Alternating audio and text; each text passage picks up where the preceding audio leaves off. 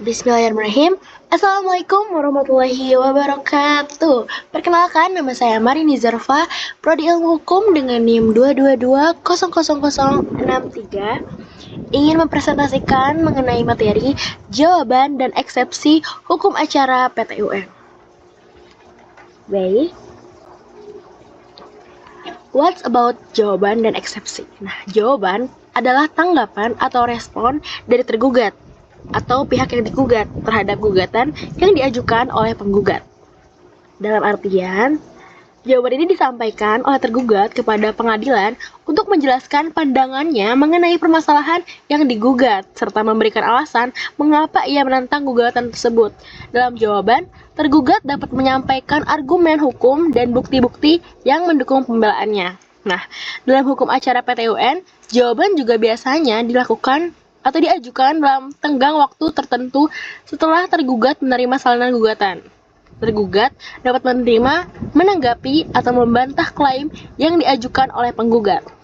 Nah, beralih ke eksepsi. Eksepsi adalah suatu upaya hukum yang diajukan oleh tergugat untuk menanggapi hal-hal yang bersifat teknis dalam prosedur perkara sebelum masuk ke pokok perkara. Dalam artian, jadi eksepsi itu berupa penolakan terhadap kewenangan pengadilan atau alasan formal lainnya yang tidak mendasari alasan pengadilan yang membuat pengadilan tidak melanjutkan ke perkara selanjutnya. Nah, eksepsi biasanya diajukan sebelum tergugat memberikan jawaban substansial mengenai pokok perkara. Misalnya, eksepsi dapat diajukan dengan alasan bahwa gugatan yang diajukan tidak memenuhi persyaratan formil atau bahwa PTUN tidak memiliki kewenangan untuk mengadili perkara tersebut. Eksepsi ini, jika diterima oleh pengadilan, bisa mengakibatkan gugatan ditolak atau dibatalkan tanpa perlu membahas pokok perkara. Oke, next.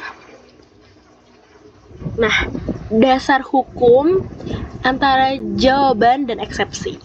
Nah, jawaban dalam hukum acara PTUN diatur dalam Undang-Undang Nomor 5 Tahun 1986 tentang Peradilan Tata Usaha Negara, Undang-Undang PTUN, khususnya pada pasal-pasal yang mengatur tentang hak dan kewajiban tergugat dalam menanggapi gugatan yang diajukan oleh penggugat. Nah, dalam pasal-pasal ini yang mengatur hak dan kewajiban tergugat yang menanggapi gugatan diajukan. Nah, jawaban tergugat pada dasarnya harus diajukan paling lambat 14 hari setelah gugatan diterima melalui pasal 54 ayat 1 Undang-Undang PTUN. Nah, adapun eksepsi diatur dalam pasal 55 Pasal 55 yang mengatur bahwa dalam proses pemeriksaan, tergugat dapat mengajukan eksepsi terkait dengan hal-hal formal dan prosedural yang dianggap menghalangi pemeriksaan pokok perkara. Next. Nah, ada tujuan jawaban dan eksepsi. Tujuan jawaban yaitu menyampaikan tanggapan atau pembelaan terhadap gugatan yang diajukan oleh penggugat, atau memberikan argumen atau bukti yang membantah klaim penggugat dan menyatakan alasan mengapa gugatan seharusnya ditolak atau tidak diterima. Dan tujuan jawaban juga memberikan penjelasan tentang posisi hukum tergugat terhadap perkara yang sedang dipersengketakan. Beralih kepada tujuan eksepsi itu untuk menangguhkan atau menghentikan proses pemeriksaan perkara sebelum memasuki pokok perkara dengan alasan prosedural atau formil. Lalu, membantah atau menanggapi kekurangan prosedural atau formil dalam gugatan yang bisa mengakibatkan perkara tidak dapat dilanjutkan. Dan yang terakhir, itu menghindari pemeriksaan pokok perkara jika terdapat alasan-alasan teknis yang sah menurut hukum, seperti kurangnya wewenangan pengadilan atau ketidaklengkapan syarat gugatan. Next. Nah, ada jenis-jenis eksepsi. Jenis-jenis eksepsi itu ada 5. Yang pertama itu ada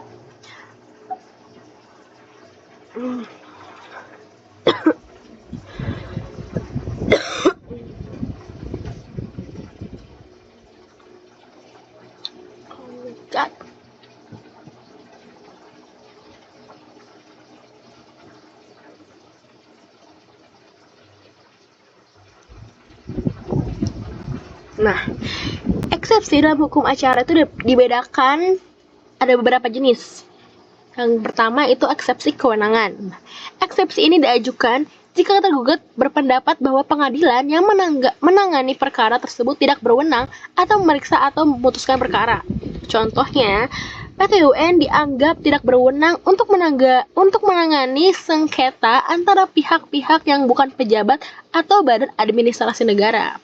Yang selanjutnya adalah eksepsi kekurangan gugatan. Eksepsi ini diajukan jika gugatan dianggap tidak memenuhi syarat formil yang ditentukan oleh hukum. Misalnya, gugatan tidak menyebutkan alasan yang jelas atau tidak ada tanda tangan dari penggugat.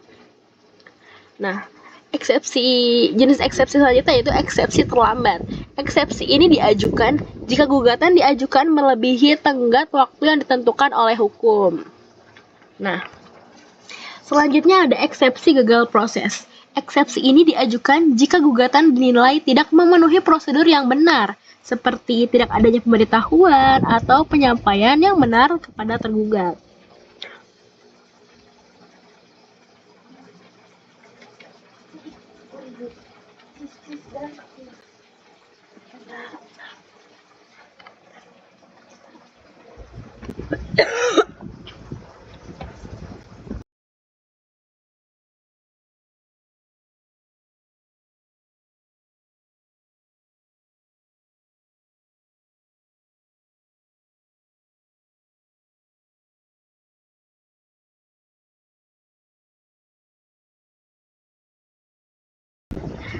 Selanjutnya ada proses pengajuan jawaban dan eksepsi.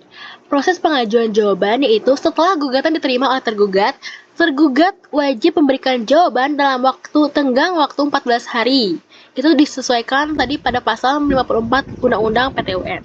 Nah, selanjutnya jawaban tersebut harus disampaikan secara tertulis kepada pengadilan yang memeriksa perkara.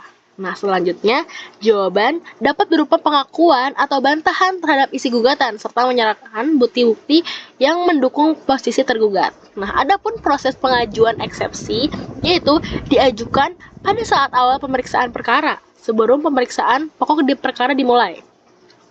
Eksepsi harus diajukan oleh tergugat dalam jangka waktu yang sama dengan pengajuan jawaban paling lambat 14 hari setelah gugatan diterima. Setelah eksepsi diajukan, pengadilan akan memeriksa apakah eksepsi tersebut dapat diterima atau tidak. Jika eksepsi diterima, maka pemeriksaan pokok perkara akan dihentikan atau ditunda. Dan yang terakhir,